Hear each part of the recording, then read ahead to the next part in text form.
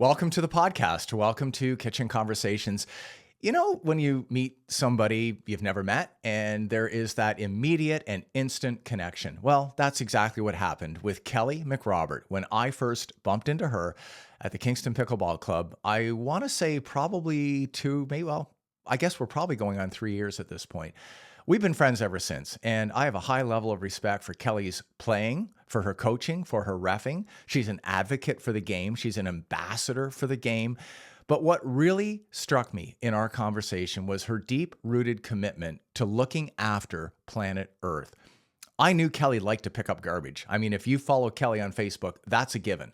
It's unmistakable. What I didn't understand was the level, the depth and breadth of her commitment to doing that, to cleaning up planet Earth. I know you're going to love this conversation. I certainly did. The time just flew. And quite honestly, I could have talked to Kelli for hours. Kelli McRobert, welcome to the podcast. Welcome to the studio. I can't believe we finally did this. How long were we talking about getting you here? Weeks? It's been a moment. It's been a moment. For sure. You're the busiest person on planet Earth. I'm convinced of that. I don't know if there's science behind that opinion, but I think I'm going to dig. I'm going to go on the Google, and I think if I type in the Google, busiest human on planet Earth, an image of you is going to come up for sure. So. Barely. I don't even think I scratched the surface of that, but thank you anyways. Yeah, you're welcome. Thanks for the invite. I appreciate you're here. I really do. And you and I have known each other a while now, and I loved you the moment I met you. And I say that, in the context of what it's meant to be. I don't want any trouble with James, but air quotes, loved me. I do. Yeah. You and I just clicked. We really just Agreed. did. And I think it's because we're both brutally honest to the point of perhaps being offensive at times, but I'm okay with that. I've got a moral compass, Kelli, that guides me. I think you know that. It's an important part of who I am and how I approach things. And I think that's probably what resonated the most when I first met you. So, yeah. Agreed. So I'm glad you're here. Listen, I've got 3 things I want to dive into, 3 rallies, if you will. And in rally 1, I really want to get into pickleball. When did it happen for you? And let's talk a bit about that in a moment. The second rally is your coaching and all that you're doing. And a moment ago, full disclosure, we had an off-camera chat, and I just learned something about you that has to do with better pickleball and a very famous pickleball person on the internet by the name of CJ.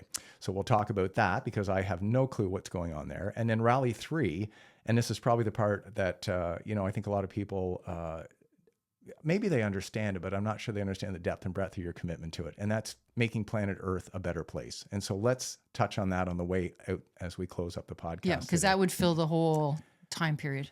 It is. Yeah. And I know you have a strong commitment. And you know that Fran and I have both done shoreline cleanups, and we participate in Earth Day. And if we see a can on the ground, we pick it up and we bring it home with us. 100%. And we do it every time we're out with a dog. I don't think there's once that we walk the dog, we haven't come home with something that we didn't leave there. So we're big on that. So why don't you start us off in rally 1? It's all you. I'll pass the paddle and the ball to you. And tell me about pickleball. When did it first enter your life? And do you remember specifically that very first game and perhaps who it was that encouraged you to try? Yes. So I do remember why I started pickleball. And that was because I had a health incident on a mountain where I went into ventricular tachycardia, didn't know it, got down to the bottom of the mountain. The ambulance said, "You're having a heart attack." I went to the hospital. Then they said, "You may want to revisit what sport you're playing." Because when you're doing mud obstacle racing, you're isolated. There's no help. If something happens, you're done. And I was over maybe 50. And he said, revisit this. So I went to yoga, and it was actually color yoga. And you would go to yoga, bendy, and you'd start coloring in at the same time. So it's sort of art meets creativity. Right. Okay. And someone beside me turned, and we started chatting. And I kept seeing this person wherever I went. And they seemed to have similar interests. And they mentioned pickleball. And I said, "Well, what is that?" They said, "Well, come try it at the Y." I said, "I'm not trying that." And it was the name. Okay. Yeah. Deterred me. Yep. And then I said, "Tell you what, you come do a mud race with me. I'll come try pickleball with you." Thinking this person's going to say no? Yeah, she was like, no, we're not. She goes, "Deal." Ooh. So I went, and I actually was in the same class. Andrea Blackwell, a bunch of us were in the exact same class. Okay. Yeah. And it was 6 degrees of separation. I had brought another friend who knew Andrea. So everyone knew everyone. I started the sport. My first event ever was we went to a pickleball match against, it was way back when, maybe Bev Vandershoor, Sima Pedra, whoever it was. And they were at least 60 plus then. And we just had our asses handed to us. Right. Right. And I turned to this girl who learned, she says, what was that? I said, Yeah. I think we just lost to like 60-year-olds. Right. And it was 11-0, and out. Wow. So I thought, I'm going to have to learn this sport. Yeah. So I gave up mud racing to the pleasure of James because he was always concerned when I was traveling. And as you know, I go extreme. Yes. I set goals. I established the goal and I was pushing it. I went to the World Championships. I represented Canada. I did all this stuff. And then the doctor said stop. So I was like, maybe I could go hard in pickleball. Right. So, of course, I joined KPC, get on the committees, Pickleball Canada, try and, establish sort of a name. And then I took every course there was. Because as soon as KPC would say, hey, we're running a course, Sign me up. I'd do it. Yeah. So I did them all. Then I thought, maybe I could do this coaching thing. And that's where I got the bug because I was a teacher before. Okay. I taught computers and technology to disabled youth. Wow. And I thought if I could do that, maybe I could show people the passion I have for this sport. And that's where I got the bug. And since then, it's just blossomed, I'll say, because it's all I want to do all the time. And the minute someone hits a ball and says, I can't do this, and I can then show them just that little thing, Right. low-hanging fruit, it makes my heart sing. That's what I want to do. But what a lucky moment for you. I mean, really, you have to give up this sport that you're passionate about, that you've done at a very high level. Devastated. Absolutely, Kelly. And in that moment, it's like, now what do I do? Because you're so driven and, like you say, goal-oriented, and you're just used to setting agendas and getting them done. And it's pickleball, I've heard it said, and recently on a recent podcast, it changes lives. Does. And, it sounds dramatic when we say that, but the reality of it is it does. And both you and I have had experiences with people, and in your situation yourself, who have stories about how the game came along almost at exactly the right moment. And it's fascinating. Meant to be. Meant to be. Yeah. So that moment, go back to those first couple of games when it was immediate for you, right? I mean, nobody I've talked to, not just on the podcast, Kelly, but beyond, on any court I've ever played on, when we talk about the game and how they found it or it found them, it is that immediate attraction to the game. I can't figure it out. Do you know what? It's because it's simple enough, Right. yet challenging enough to keep you engaged and learning for, as you know, it's a 7-year journey. Now maybe shorter or longer, I'm not sure. But back when I started, it was a 7-year journey. Right. I'm on year 8 and I'm like, I might be kind of plateauing because how much time do I want to spend training? How much? Yeah. So I can see that. And the minute I did it, I thought, paddle, ball, maybe some cute shoes. I'm in. And that's when I got hooked. And then once I got sponsored by Selkirk, I was in deep. Yeah. Because now the challenge is, can I try and get rewards and credits and earn things and work towards and strive and demonstrate and hashtag? Yeah, I drank the Kool-Aid. You must have really been something in grade 4. Like, all the kids must have been like, does this kid have to win everything? Like, what is with this Kelly kid? Like, she goes for everything. Always part of your DNA, just wanting to. We were definitely raised, it was never enough. Okay. Which is hard. Yes, but. Because it's never enough. Right. So we're our own worst enemy. When is it enough? When is it enough? So even now, successful, retired, comfortable, you're like, oof, what's the next thing? And I'm learning to just be and do a little less. That's hard. Yeah. Hence why it's more volunteer work and things that give back to community versus it's a different paycheck. Totally different. Yeah. Yeah, it's interesting. We had a small family business, Kelly. And just a quick side note on what you just said, because I want to touch on it. But, we got into the habit of never being happy.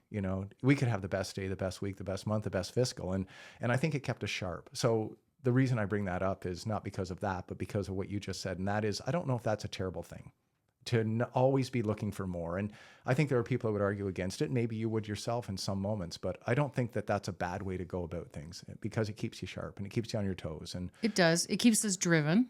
Yeah. It gives us a sense of purpose. Sure. Yeah. But I kind of wonder, when is it enough? Right. Or when is that point when you go, I've arrived. I'm okay. Yeah. Absolutely. Am I safe? Right. Food, shelter, clothing. That's the hard part for me. And pickleball, I do have to try and sometimes take a step back and not do as much. Yeah. Because I want to give the 100%, but I don't want to give it over 1,000 different things, because then it's not 100. It's like 10%. Well, listen, as an outsider looking in, I don't know how well you're doing with all that. Yeah, neither do I. I'll be quite honest. And we're going to talk about that too by the end of the podcast. But so that's pickleball. So pickleball, tell me about your pickleball playing versus drilling versus coaching? How do you separate the three of those buckets today? How's that look for you? Coaching is definitely now a little more in the last year was tournament heavy, competitive, because, we got that 4-letter word duper. Yeah. The minute that came out, like it really, it used to be a little simpler. You'd have your CTPR, and it'd be like, okay, there's that number because I'm playing it. Now there's this other number. Yeah. And every game, it's so I struggled last year. My goal was to get to a 4.0. I got to a 4.15. Okay. Short-lived, right? Because depending on what your next game is. Yeah. And when we were talking about CJ Johnson, she's a friend and also a coworker, and I love her. So I would call her and just say, struggling. Yep. I'm struggling. Like she says, you have to not look at the ratings. Like your rating is separate from the passion of the sport. Mm-hmm. What do you love? What do you want? So I reevaluated last year and I thought, what do I love? Coaching. Right. So I had built up my business of White Lake Pickleball because I moved north to Godfrey. I started to establish the small community programs. We had a traveling road show. We would take it to all the clubs. Right. And that's when I found that was my passion again. And I said, you know what? It's not the competition. While I love the competition, I loved meeting the people, like at Cal Motors, and I loved it. Yes. It was like family. You meet them and it's like family. You're there and it's family. But it's a lot. You're away from home. It's a lot of money. It's a lot of time. People aren't always their nicest during a competitive forum. So I just found I wanted to focus more on coaching. And that's where now this year I think is more building. I don't drill as often, although I say that, but I'm still sweaty from drilling. You just came from a big drill session. Yeah, exactly. And we were working on some of trying the drills that I have, the new drills, where we're incorporating different little tips and tricks to get people a little more visual, a little more tactile. Right. So I try them on victims and I go, hey, I need to try this. Try drill. this out. Yeah. What do you think? Does this work? Does it make sense? What am I learning? Yeah. So I've been doing that. And that would be more my focus now. Yeah. And way less tournaments, even though I see them and I'm like, oh, am I missing out? I might have FOMO, just a little bit, fear of missing out. But who doesn't? Yeah. Agreed. I mean, it's out there and it comes in various forms and it shows up at times that you're like, where did that come from? Because I didn't think I cared that much, Yeah. All of a sudden, like, I think I care more than I thought I cared. And I'm telling myself I don't care, but apparently I care more than I thought I cared. And then you question why you're caring. Why am I caring? Yeah. And then you show up, like some tournaments I show up and I'm like, oh yeah. Yeah. I should have just stayed home and a little Netflix. Sure. Would have been on the couch. Pajama weekend, maybe. Yeah. Yeah. You don't get many of those, I'm thinking. So yeah. No. Interesting. So if we were to put numbers on it, you're coaching 50, 60, 70% of your time right now in this moment. And I understand if not more. Well, I'm coaching at a few locations, so it's keeping me busy. Right. 2 to 3 times a week for sure. I'm trying to balance it out so I'm not getting burned out. So yeah, plus I play at different venues because, I love the sport. I'm the ambassador. I just want to go and play wherever we can play and build the sport. I love it. Yeah. And, Kelly, if you were to say to me, what's the goal of this goofy little silly idea you've had to, create this podcast? That's it. You've just said it. And it really is to promote the game. I kind of came into the new year, into 2026, with a sense of responsibility to give something back to the game. And I'm not good enough to become a coach. And I'm just not, and I never will be, and I'll never be a top tier player. And I'm good with that. I can live with both of those. But I thought to myself, where could I plug into this? And it went back to helping one of the local clubs with a digital newsletter where we were featuring some members. And I got thinking that section of that newsletter where we spoke about, we're going to highlight Kelli McRobert. We're going to talk about Bob Jones. That's the section of that newsletter that got the most response and the most and so I thought there's something there. And so the goal of the podcast, and I mentioned this in most of the intros, is to just motivate one person per episode to pick up a paddle and try the game for the very first time. And so I'm waiting for that comment. And there's going to be somebody listening to this podcast today, hopefully, that says, hey, I love that podcast. Kelly was terrific. You were terrible. But I did listen, and she motivated me to go out and try this game. And so when I get that comment, then I think I'm going to smile. That'll be a good day for me. And let's add to that. So if there is anyone out listening that either doesn't have the money or the time or whatever it is, reach out. Yeah. Because we can help you get a paddle. Yep. Some balls, get you started. You don't need a lot of money to start the sport, and then we can get you on the courts and get you playing and see how fantastic it is. Well, the barrier to entry is so low, to your point. Yeah. And there's always paddles out there if people are worried and, you don't have to get the top of the line. We can get you something. Yeah. Yeah. Pair of runners. Yeah. Have you got have you got a left shoe and a right shoe? Great, bring them. Are they They don't even have to match. No, we don't care. Yeah. Left and a right helps. I mean, you can play in two rights, but that's up to you. So Yeah. that's great. So you love the coaching, obviously. Where do you see it going, Kelly? At this point, you're working, you've done some work with Nike, the Nike camps. Yeah. Super fun. If you don't know what they are, it's a 5-week program. We start with beginner, intermediate, advanced. We establish, they have an outline of what they want, and then we really feed into it. Locally, we've really established a core group of people that are building on skill sets. We try and get people engaged with little door prizes and then a mini tournament at the end, and they get to stand with their trophy. It's exciting. And Nike's really pushing behind that. I don't know where my coaching is going. I feel like I don't feel I have to prove anything else. Right. I'm comfortable where I love coaching. I really love coaching the beginner and learn to play. So I would be, I'm not going to say ego. What it is I want to then hand it off to someone who could give them another skill set that maybe they're a pro at or they're really good at. So I would hand it off to someone else after I've established, here, come and play. Right. Have fun. Yeah. Yeah. Then move on to so-and-so who really knows how this and this and this. So that's why any of my coaching team, I have a diversity of age and skill. Yeah.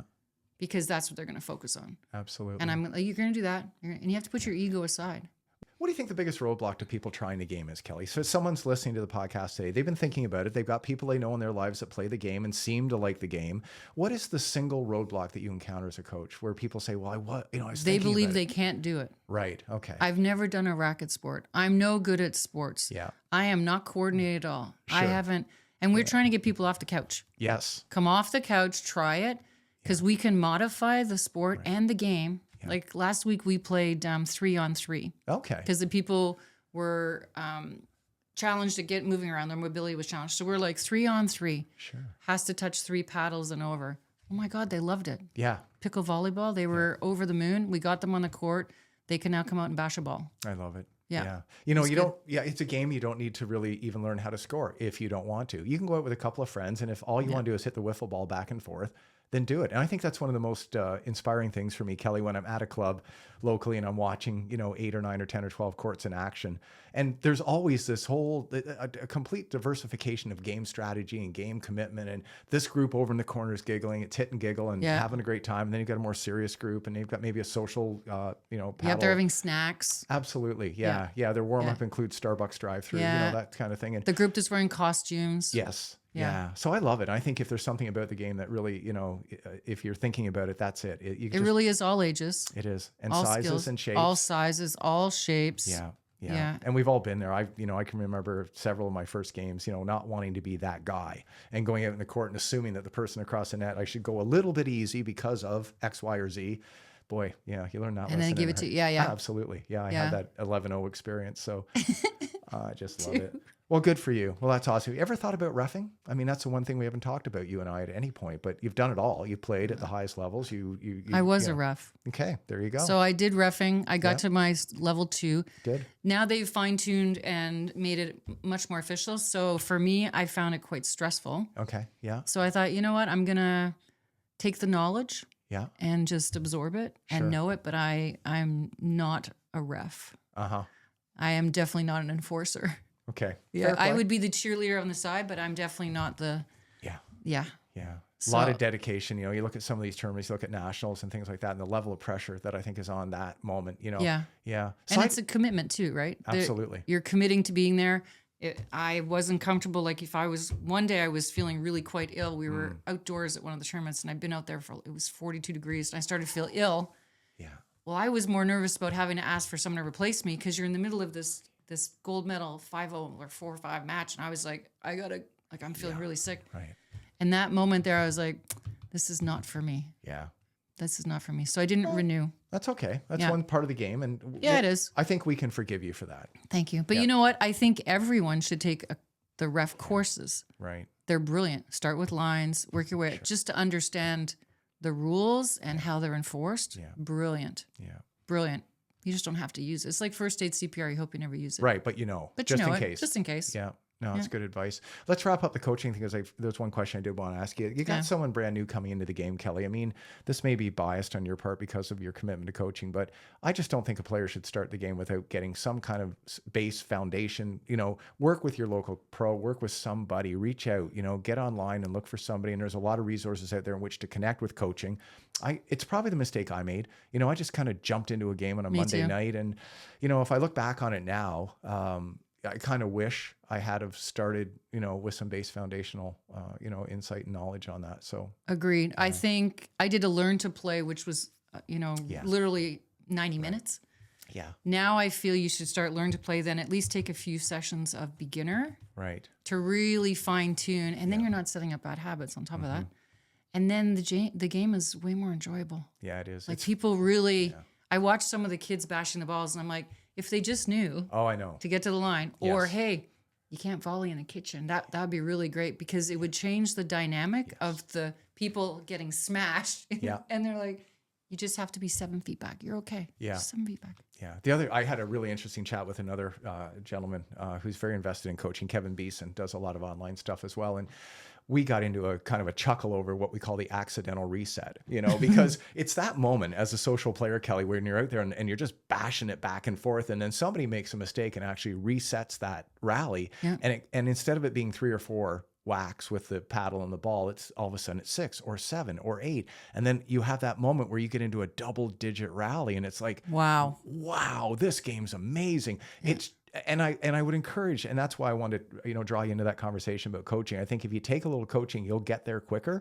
Yeah. And it's really the essence of the game. When it was developed in 1965, it wasn't designed to be a banger's game. And, you know, with all due respect to those of you listening that play at that level, that's great. And if you're enjoying it, continue. But I'm encouraging you to try to get to those longer just rallies.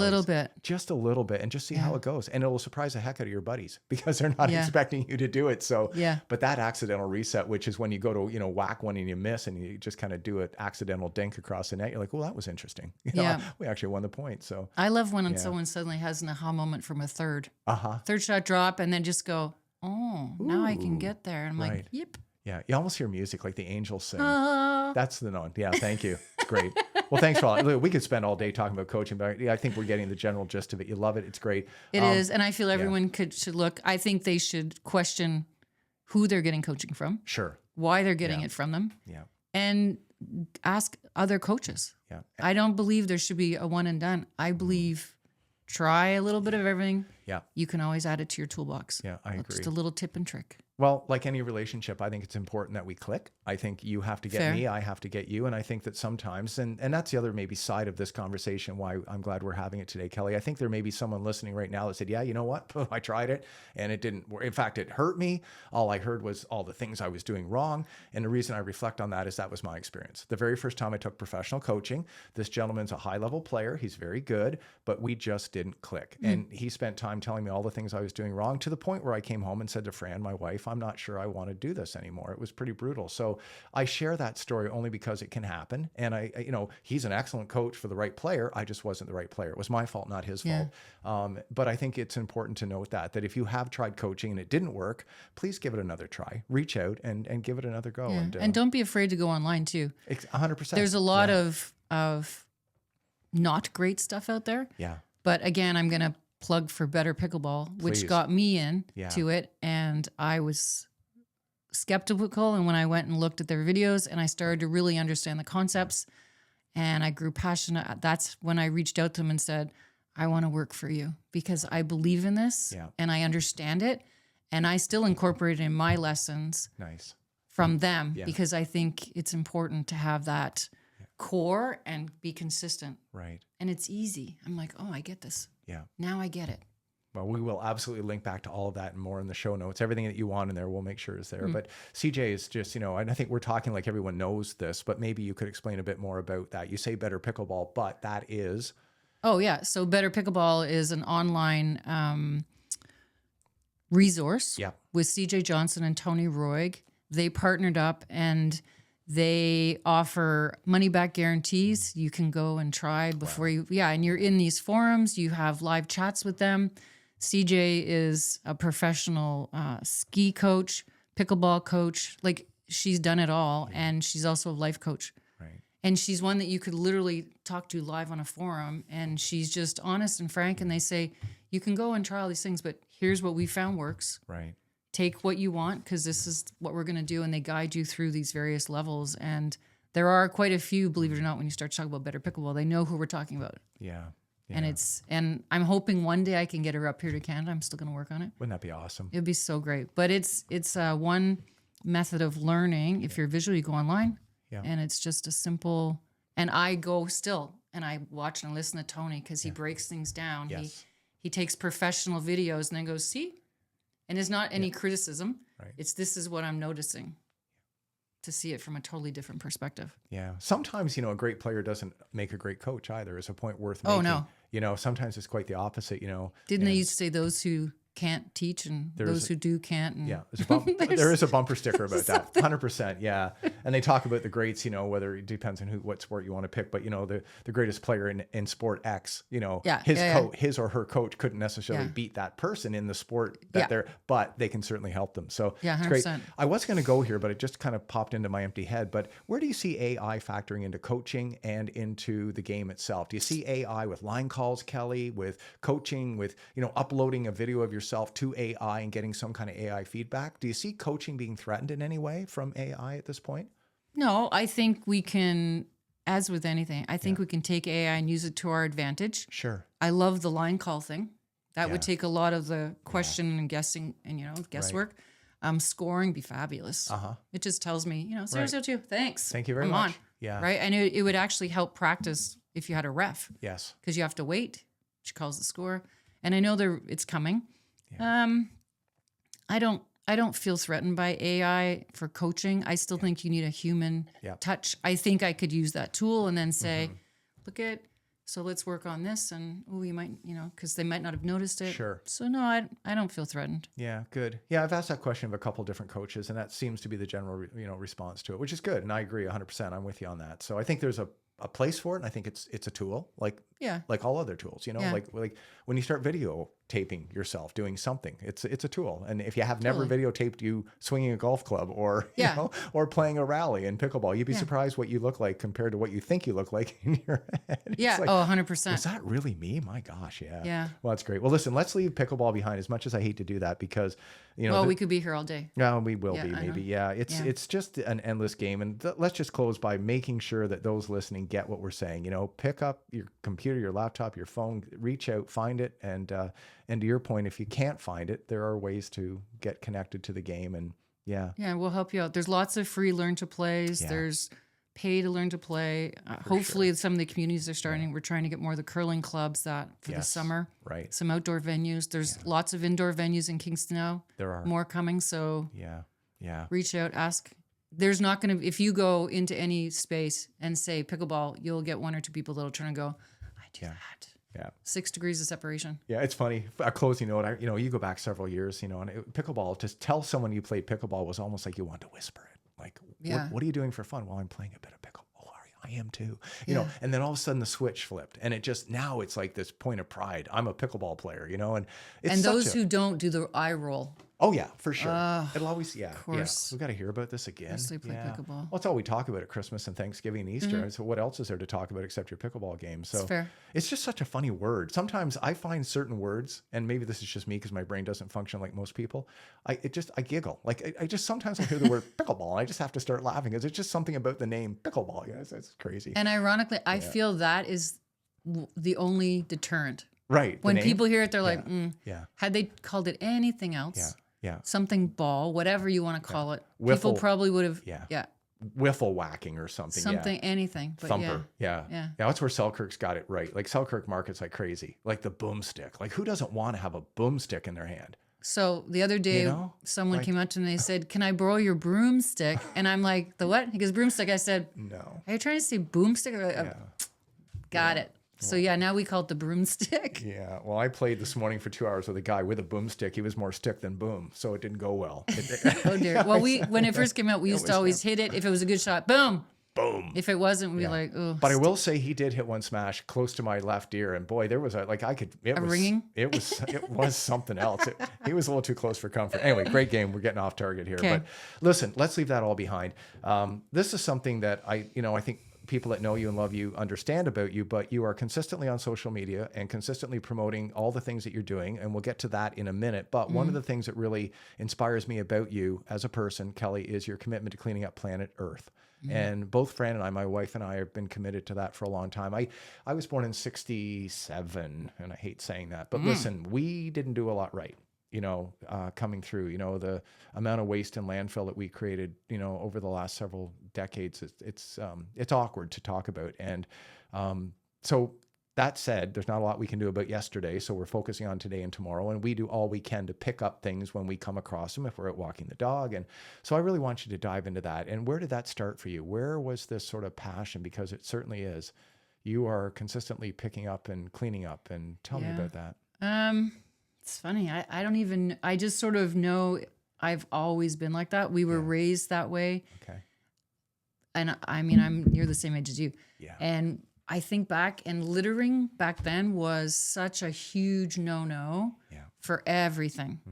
There wasn't a single stitch. I remember when I was a kid, like if you saw a little, we pick that up, right, whether it was yours or not, always pick that up. Yeah. And I did. Then my mother, and she's deceased now, but what she would do, her passion was to go travel because we didn't have a lot of money. Yeah. They would pick up empty beer bottles or cans because they needed money. Yep. So she said, Kelli, we're going to go to Bahamas. Okay, how much is it? And we'd plan how much and how many cans we needed. And we would go out every day and get cans and bottles. Cans and bottles, cans and bottles. Yep. So it was always, again, a goal. Yeah. Yeah. A challenge. There we go. It's free money. Yeah. It's just lying and you're there. exercising. So she'd be like, this is what we're doing this weekend. I'm like, okay, cans and bottles. So now the problem is it's been so ingrained.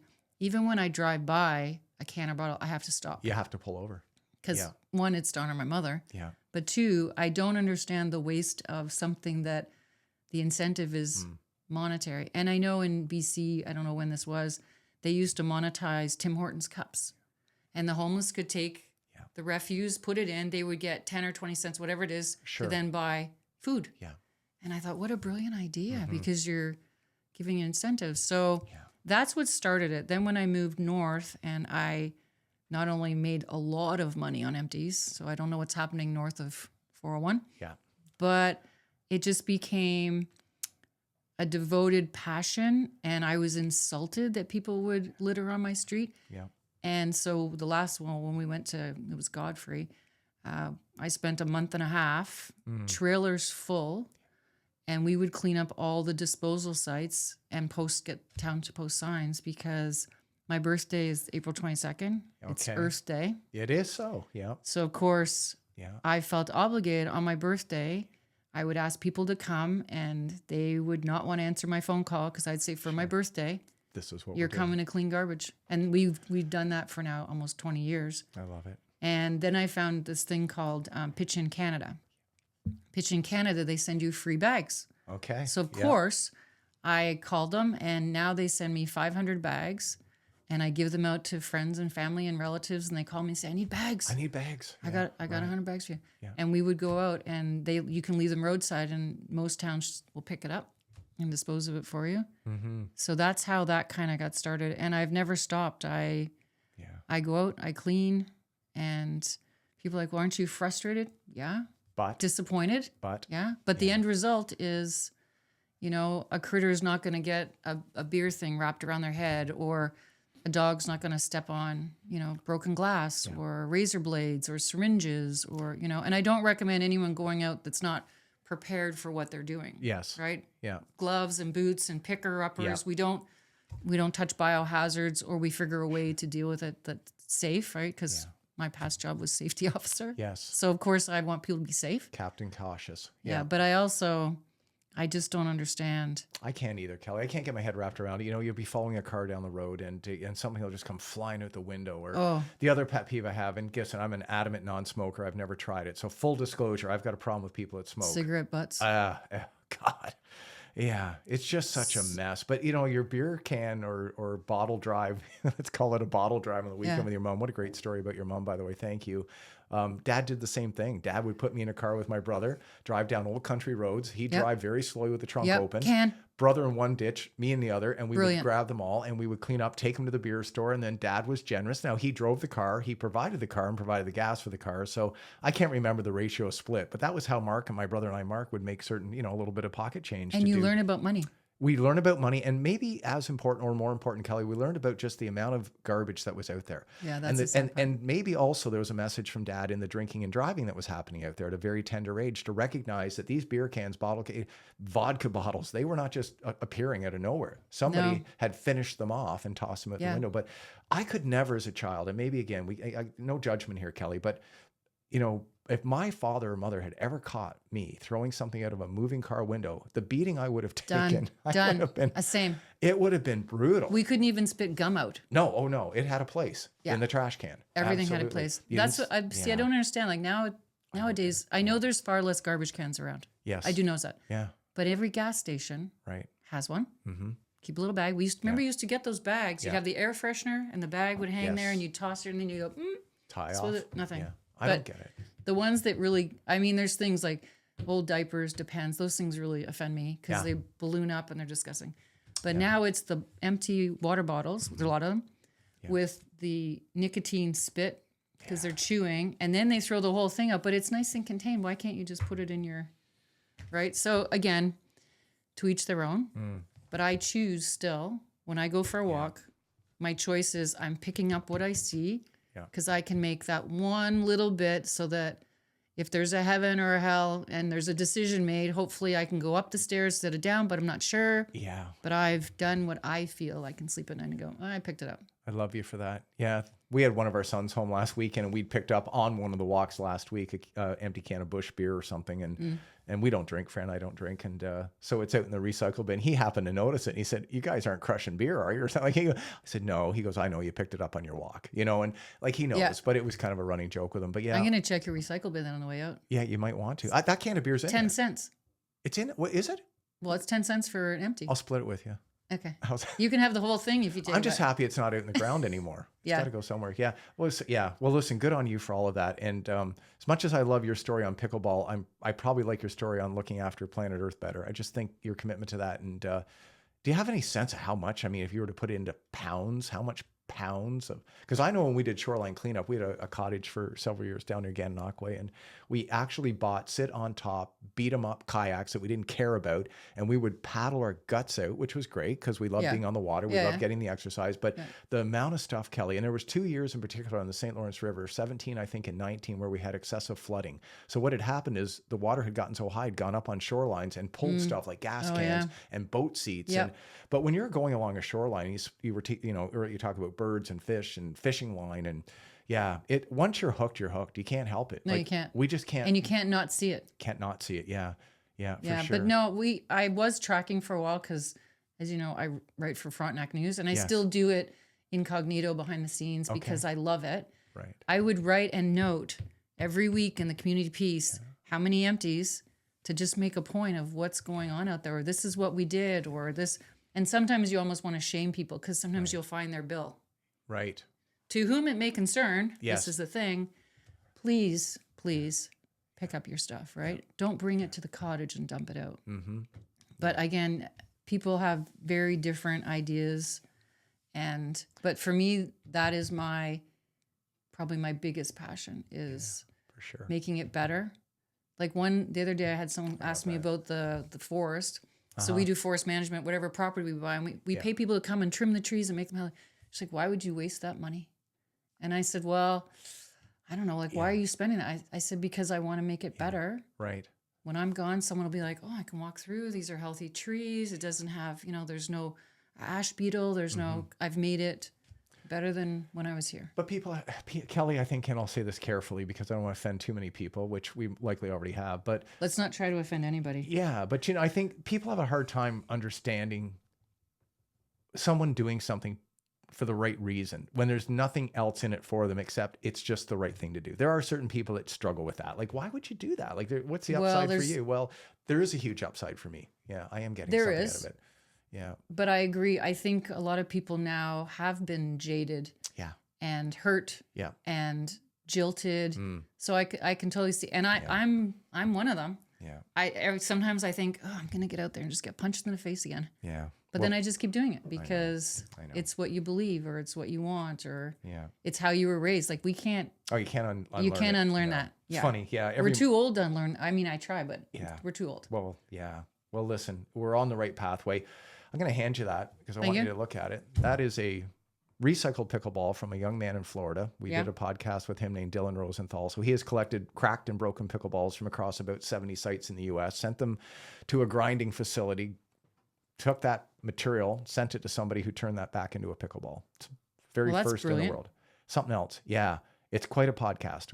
It's up on the channel now, and he was inspiring. And so he's trying to get that scaled up at this point, because you and I both know if there is a dark side to pickleball, and I hate to bring it up, but it is a cracked and broken balls, and what are we doing with them? And there are some avenues to deal with that, but so Arts many and of crafts. these. Absolutely, Kelly. But how many Christmas trees and potter plants can we stick these in? So I think that's something that we as an industry and as a sport, and we need to get on it. So you are holding one of the very first ever in the world. And interestingly enough, I threw that into a game at KPC a week ago with some of the guys, Chuck McDonald being one, and a few others who have hit a lot of pickleballs in their lifetime. So these weren't beginners, and they didn't know I'd done it. And so after a couple of matches, I sat down and said, something weird with that ball? And they looked at me and said, what do you mean? I said, I don't know, it just doesn't feel quite right to me, but maybe it's just me. What are you feeling? He goes, nothing wrong with that ball. It's perfectly fine. It's you. You don't know what you're doing. I said, well, guys, we just made history. We just played with one of the very first recycled pickleballs in the world. Yeah. So it was good. So I thought you'd get a kick out of seeing that today. And the coasters at your Evian water, you'll notice you have Evian and I have tap because we're on a limited budget here. Thank you for and that. we will recycle that properly, by the way. I could take the bottle and just refill it and keep it in my truck. Yeah, but we look after our guests here. Another young lady named Millie Smythe has a company called Cracked Pickleball, and she too is collecting pickleballs from an assortment of locations in the UK. I spoke to her, and she's turning them into coasters, carabiners, keychains, all kinds of neat things. Now, the argument against that one could be we're just reproducing more plastic, but hopefully repurposing it as opposed to having it hit a landfill. I'm okay with that. So, same with the ball. I mean, that ball will eventually get cracked again. And if it doesn't hit another recycling bin, then we've created the problem again. So how would someone donate? Like if we have at a club, a lot of these that we want to donate, how do we do that? Yeah, you can check her out. I'll get you some info, but I will include her info in this podcast show notes as well. But what I'm inspired by are these young people, Kelly. They're both in their 20s and they're both trying to make a difference. And I think that's where I was kind of going to wrap up this part of the conversation, tie it back to your ditch digging and all the things that you've done to make the world a better place.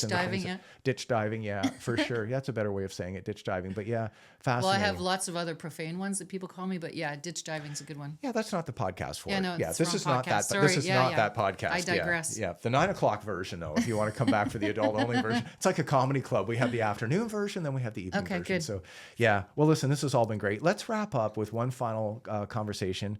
I'm inspired by your social media presence, and because I'm now podcasting and trying to podcast, and having come from a background of selling furnaces, this is all new to me. So I'm learning on the job, but I'm loving it. And I'm loving it for one reason, Kelly, because I get to spend time with people who I like, and I get to meet interesting people who I've never, would never have met without the podcast. But I'm already starting to become slightly overwhelmed by how do I manage it. And I just look at you and I'm just like, wow, how is she doing it? You're out there, you're everywhere, you do it well, you do it at a level I think most people don't. So how important is social media to you as a player, a coach, and a person today? How does that all meld into who you are today? A player, it was persistence, and it was thanks to Selkirk that I even got into this, because at the time when I applied to be a Selkirk advocate, there was no low level, and I'm using that term with air quotes, low level players. Okay. And I wanted to know why, because we were the backbone of the professionals. We were the ones going to the tournaments, paying all the fees, buying their stuff because we love it, right? Because we didn't get it free. No. So we were the ones. So I kept writing to them saying, pick me, pick me, pick me, pick me. Yeah. Finally, they said, okay, we're going to pick you. Stop nagging us. Right. And once I got into the Selkirk family, then I started to learn, do I hashtag or do I @sign? And I had to learn that and the jargon, and then I got addicted. From a personal side, I'm trying to do much less because it's exhausting. And sometimes you don't always get the positive people think it's ego or what, when really it's literally promotion of the sport. Yeah. There's no like people are like, oh, what are you getting at? You don't really get anything. You're working your butts off, Yep. right, to try and get people to notice. When I had White Lake Pickleball, it was advertising to get people to want to do classes and courses. But we were so busy anyways, there wasn't much more time in the day. Right. So I think it's a double-edged sword, quite honestly. Yeah. I want to do it because I want people to know, but then on the other side, you're putting yourself out. It's like, that whack-a-mole? Yeah. I just kept going whack, whack. I'm like, oh, how much more can I take of this? So now it's very specific. It's food, as you know. Oh, yeah. Cats, Yes. ditch diving, Yes. and Selkirk. Those Okay. are my 3 passions. Right. And Yeah. I want people to play pickleball. I want people to love the sport. I'd like them to call me if they need something, not just coaching, just because there's a lot out there. There is, Kelly. There's so much. Like, do I go Pickleball Ontario, Pickleball Canada? Is there insurance? What are you doing? Where are you playing? How do you... Yeah. Right? So that's why I'm out there. It's far less, I don't know. It's a scary place out there because there's a lot of people who don't want to see you succeed. We're far less society of supporting others now, which we used to be cheering. Now it's a little less. And so I'm still leery. I have good days and bad days online. Sometimes I'll go offline to take a break from all the noise. Good. And, I'm just going to keep doing what I'm doing, especially the environmental. Yeah. I still want to promote the sport whatever way I can and help others promote the sport. Good. So we'll see. I'm doing way more volunteer instead of, I don't want money. Sure. I just want people out having fun, enjoying. This isn't my career. No, you've done that. It's a hobby. Yeah, it's a hobby, Kelly. A passion. Yeah, you've touched on such an important point though today, and I just, I think it's been said in previous podcasts, when we think about pickleball, started in 1965 on Bainbridge Island. So compared to other sports, I've been saying we're still in diapers. It's a sport that is so young and evolving and growing. And, we didn't even touch on it. We won't. Maybe we'll have you back for another chat at some point down the road to talk about the shift in the game from, serve, return, third shot, drop to God knows what, because that's a whole different conversation. Block, reset. Accidental reset. There we go. We'll bring that up again. But I think we have to be prepared for, the politics within the game just to be part of it. And we just have to roll with it. It is what it is. And I love your attitude. Let's just get out there. And again, the podcast in some small way, if we can inspire a person off that couch, great. I'm trying to do my part. You're doing your part. Let's just grow the sport.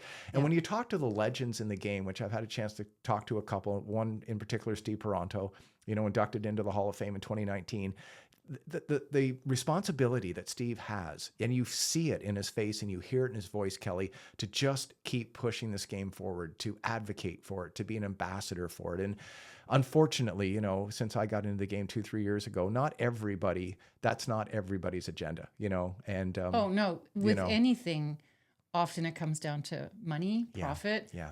Even some of the venues opening, like it's not a not-for-profit now, it's an actual business. So there's this sort of, so it's interesting. Yeah, it is interesting, and you have to tread lightly because again. But I will say, in all the time that I've been playing, which isn't a lot, but I'm going to go on 3.5 years now, Kelly, I can count on one hand the number of people that I've met through pickleball I just don't think the world of. Like in a sense, not the relationship that you and I have, because that's special, but it's just they're good people. Most of the people I meet in pickleball, through pickleball, and certainly through this podcast.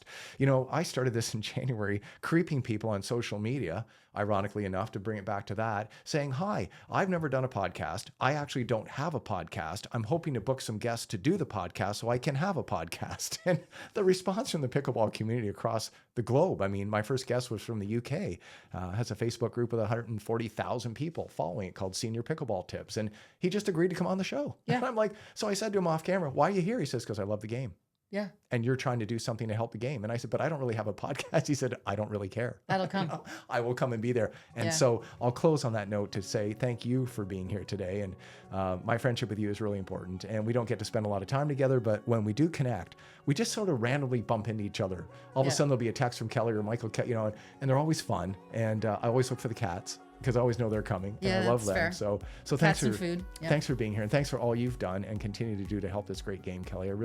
I mean that as a friend and just really as a podcast. I'm speaking on behalf of the podcast. We appreciate you doing all you're doing, so thank you. thank you very much for the invite. And let's see everyone on the courts. Yeah, paddles up. Yep, get out there. Yeah, have fun. All right, thanks for this. Thank you.